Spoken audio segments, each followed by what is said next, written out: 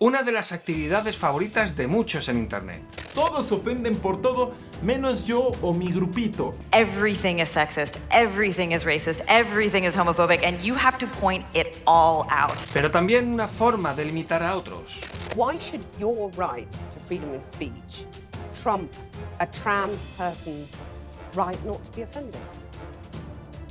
Y en algunos casos da igual qué intenciones tengas, no te salvarás del golpe.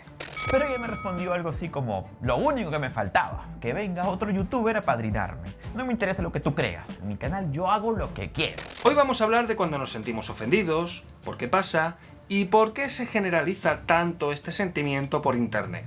Ya sabéis, cuando todo el mundo se empieza a referir a los ofendiditos, a la generación de cristal, a los copitos de nieve, a los pieles finas, etc. Todos los conocemos ya. ¿Por qué nos ofendemos? Nuestro amigo César, del canal Cordura Artificial, compartía una reflexión importante. En realidad, todos podemos sentirnos ofendidos, y no por débiles, no por tontos, sino porque nos importan cosas. Exactamente, es algo normal, no es ningún tipo de problema psicológico el ofenderse. El sentirse ofendido es un sentimiento que surge cuando interpretamos que nos están menospreciando o nos están humillando. Son sentimientos de agresión, por lo que es normal que reaccionemos de forma agresiva también. Pero la naturaleza emocional de la ofensa es compleja. Como afirma la psicóloga Deborah Tammy, no es una de esas emociones que hayan sido estudiadas por décadas, como las reacciones motivadas por el miedo, por ejemplo. Es algo sutil que no vemos en los animales. Es algo muy humano y que tiene que ver con la interpretación que hacemos de una afirmación o un fenómeno. Y esto es importante porque algo que a ti te puede parecer muy ofensivo no tiene por qué serlo para mí. Todo depende de cómo interpretamos un suceso, y de un mismo suceso puede haber diferentes reacciones. Sabiendo de esta naturaleza interpretativa, podemos darle un carácter más voluntario a la ofensa. Es decir, en el fondo, nos ofendemos porque queremos. Y a veces lo podemos explicar así, aunque hay otras veces que es algo inevitable, puesto que nuestro cerebro hace estas interpretaciones de forma automática. Y a veces, pues guardamos en nuestro interior ciertas tensiones que nos hacen interpretar ciertos comentarios de una forma como muy agresiva, y no de otra. Por ejemplo, imaginaos a una chica que de pequeña pues estaba gordita y recibía muchas burlas en la escuela. Vamos, que la llamaban gorda. Aunque ya más de adulta, pues bueno, su físico ha cambiado. Pero un día, un amigo, después de todo este rollo del confinamiento, pues va y le suelta este comentario. ¡Anda, qué bien te has sentado el confinamiento, eh! ¡Estás más gordita! Y de repente, esta chica recuerda los helicópteros de Vietnam y el olor al napalm por la mañana y no puede evitar dedicarle un par de insultos y largarse pegando un portazo. Este caso lo he puesto muy exagerado para eso mismo, para que se entienda, pero aún así, esto no quita que podamos tener control sobre aquello que nos ofende. Definitivamente es realmente importante que la gente entienda que no somos simplemente reactivos, que construimos nuestras emociones y estas emociones pueden cambiar. Y claro, aquí cabe preguntar, ¿qué hago yo para no ofenderme? ¿O qué hago para ofenderme menos? Pues ya hemos visto el carácter emocional e interpretativo de la ofensa, pero tenemos que tener en cuenta uno más, y así lo expresa el psicólogo Wayne Dyer. Si eres objetivo, descubrirás que lo que en realidad te ofende es cómo consideras que deberían de comportarse los demás. Sin embargo, por sí mismo, el sentirse ofendido no altera los comportamientos desagradables. Tu ego insiste en que tienes derecho a sentirte ofendido. Esos juicios derivan de una idea falsa de que el mundo debería ser como tú eres y no como es. Es sencillo culparnos, pero es más sencillo culpar a Apu. En otras palabras, nos ofendemos porque fallan nuestras expectativas sobre los demás y a la vez depositamos nuestro bienestar o malestar emocional en otras personas. Le hacemos responsable a otros de nuestros sentimientos, a pesar de que la interpretación de la situación es nuestra, y por tanto esos sentimientos también son nuestros. ¿Qué hacemos entonces? Pues bueno, reflexionemos un poco teniendo en cuenta estos tips. Recuerda que no todo el mundo tiene por qué pensar o sentir lo mismo que tú. Si los demás se comportan de forma contraria a lo que tú esperas, no te están ofendiendo, te están contrariando nada más. El problema está en tus expectativas. Seguramente te gustará que te acepten tal y como eres, y por ende también procede que tú dejes ser a los demás como son. No eres responsable de las conductas de las otras personas, y por lo tanto no tienes derecho de moldear el comportamiento de nadie. Y con esto estoy asumiendo de que estábamos hablando de personas adultas y que podemos hacernos responsables de nosotros mismos. Por otra parte, es imposible que concuerdes con todo el mundo. Habrá gente a la que le caigas bien y a otra gente a la que no. Lo que realmente importante es cómo te sientes contigo mismo. Lo que te digan los demás no va a cambiar tu vida. Y finalmente, relativiza los comentarios. ¿Realmente vale la pena invertir tanto tiempo en enfadarse? ¿O en contestar? ¿O lo que te ha dicho realmente es tan ofensivo? ¿No hay otro significado o forma de verlo? Ser tan rígido no te está haciendo bien, y el último perjudicado vas a ser tú mismo. Igual de perjudicado que te vas a quedar si no te suscribes ahora mismo y le das al botón de la campanita. ¿Por qué hay gente que se ofende por todo? Por ahora hemos dicho que el hecho de ofenderse no está mal. Las cosas nos afectan y todo el mundo tiene un puntito que nos hace saltar en algún momento. Y es normal, por eso existen las disculpas por la otra parte, rectificamos y punto. Otra cosa es cuando hablamos con personas que ven conflicto constantemente, sobre todo en situaciones ambiguas, que no reflexionan sobre su enfado, que no se plantean siquiera qué ha pasado para que se sientan así, lo asumen y punto. Y aunque sea algo insignificante, no son capaces de pasar página y centran toda la atención de la conversación en ese supuesto ataque. Vamos, que hablar con ellos es como jugar al buscaminas en la vida real. Si de alguna manera reconoces esto, entonces estamos hablando de personas altamente susceptibles. Personas que lo llevan absolutamente todo al terreno personal. Y esto ya no es algo fortuito, estamos hablando de algo anclado en la personalidad. Según este artículo de la psicóloga Edith Sánchez, las razones principales por que las personas se ofenden por todo son las siguientes. Sentimiento de inferioridad, una baja autoestima, que hace que la persona quede acomplejada creyendo que todos están constantemente menospreciándola. Un pensamiento rígido, visibles en personas con poca apertura, que piensan que todo debe de ir justo en la línea que él o ella piensa, y se altera mucho cuando no se cumplen sus expectativas o alguien critica sus posturas. Egocentrismo. Centrarnos exclusivamente en nosotros mismos hace que nos volvamos paranoicos y pensemos que todo lo comentado de alguna manera gira en torno a nosotros. ¿Cómo nos comportamos con personas así? Bueno, la mejor manera es siempre comportarse de una forma asertiva, y más o menos se podría resumir de la siguiente forma. Primero, no ridiculicemos. A lo mejor la situación no es grave, pero el enfado de la otra persona sí es real. No hagas comedia ni te burles del otro, no es necesario. Discúlpate solamente si es necesario. Que tengas en cuenta el enfado del otro no significa que te tengas que doblegar siempre. Sigue siendo consciente de que el malentendido no tiene importancia ninguna. Discúlpate solo si ese malentendido es importante, por ejemplo, cuando has faltado algún símbolo importante de la otra persona sin que te hayas dado cuenta. Si vas a criticar, que sea de forma constructiva, por ejemplo, refiriéndote a terceras personas no involucradas, cuando vayas a señalar las ambigüedades y las contradicciones del otro, o buscando siempre los puntos positivos a mejorar. Usa un lenguaje no hostil, tanto verbal como de forma no verbal. Que este último puede que sea de las condiciones más difíciles de cumplir, y te comprendo. Y mantén siempre una actitud educada.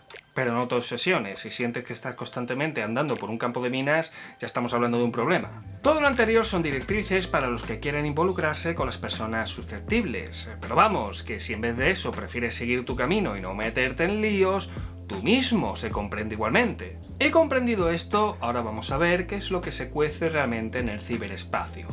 Un momento, Doc, ¿de qué estás hablando? ¿Qué nos ocurre en el futuro? ¿Nos volvemos gilipollas o algo parecido? ¿Por qué todos están ofendidos en internet? Veremos cómo este meme es demasiado real, y toda la culpa la tiene la generación de cristal, los copitos de nieve, los millennials y la generación Z, los pieles finas que van a destruir toda la civilización. A ver. O sea, no vamos a ser tan exagerados, pero bueno, un puntito de razón sí que hay. Que además, como ejercicio de superioridad moral, ahora intentamos demostrar que no nos ofendemos por nada, como menciona también César en su vídeo. Todos se ofenden por todo, menos yo o mi grupito. Ah, pero cuando te menciona la cultura popular que a ti te gusta... Están violando mi infancia. Mi infancia está siendo violada. Y es que estos comportamientos dependen más del espíritu de los tiempos, de cómo percibimos la realidad ahora, más que depender exclusivamente de una generación. Veamos algunos puntos importantes. La distancia psicológica. En este apartado, Monitor Fantasma en su vídeo hace muy buena observación. Pero me quedó clarísimo que en estos casos el problema no es tanto la confrontación de ideas, sino el contacto humano. Y ahí viene lo paradójico, porque estando cada vez más cerca unos de otros, estamos mentalmente más aislados que las generaciones anteriores. Aunque la distancia física disminuye, la distancia psicológica aumenta. Nos aislamos a través de la tecnología. tanto que somos capaces de intimar más a través de estos dispositivos que en persona. Esto hace que tengamos cada vez menos empatía y a la vez que vayamos perdiendo habilidades sociales básicas, como por ejemplo las habilidades referidas a gestionar o a resolver conflictos. Aunque una de las consecuencias más severas de este distanciamiento lo mencionamos ahora: el individualismo extremo. El filósofo francés Gilles Lipovetsky define en su obra La Era del Vacío el concepto de hiperindividualismo, un individualismo basado en el narcisismo, el hedonismo y la búsqueda constante de estímulos. Si antes nos marcábamos como individuos independientes a través del axioma "yo soy yo porque existen los demás", ahora con la hiperindividualidad el axioma sería "yo soy yo porque existo yo". Esto lleva a un culto por el ego desmedido y una concepción del mundo muy egocentrista. El tercer punto sería la huida hacia la imagen, entendiéndola como que todo en el ciberespacio se traduce a una imagen limitada, resumida y normalmente retocada y artificial de un contexto mucho más amplio. Esto también ocurre con los mensajes que se expresan. Pensad en Twitter, por ejemplo. Transmitimos un mensaje muy escueto, muchas veces difícil de contextualizar, y tendemos más de las veces a interpretar ese mensaje de forma absoluta y literal. Y para nosotros ya no hay ni diferentes puntos de vista ni significados, solo uno, el nuestro. El resto seguro que están equivocados, obvio. Y finalmente tenemos el reduccionismo emotivo, es decir, suprimimos también nuestra capacidad de sentir emociones. Según este trabajo sobre la posverdad vista a través de la psicología social y la antropología, el sentimiento más característico de la red es la indignación, un sentimiento de intenso enfado que provoca un acto que se considera injusto, ofensivo o perjudicial. Aunque en este documento también lo define como un sentimiento social que, sin embargo, carece de energía, resulta volátil, ineficaz y efímero. Muy acorde con la inmediatez y la rápida desechabilidad con la que concebimos el ciberespacio hoy. Estas son solamente algunas características de por qué todo el mundo se ofende en la red, que como veis es un terreno perfecto para motivar la susceptibilidad extrema en todos los sentidos si nos dejamos llevar. Pero esto no es todo. El gesto de sentirse ofendido puede tener otro uso más sibilino. A través de la ofensa podemos dominarlos a todos. Los ofendidos te manipulan.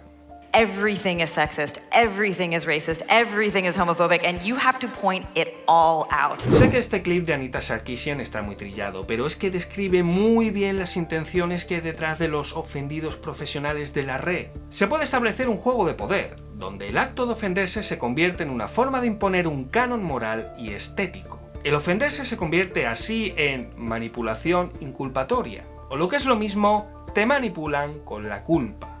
En el canal tenemos un vídeo definiendo paso a paso cómo es este proceso de manipulación y las consecuencias para el manipulado, pero resumiendo mucho, la manipulación consiste en diseminar puntos rojos, es decir, temas delicados que si se tocan generan conflicto. Mientras más sean, mejor.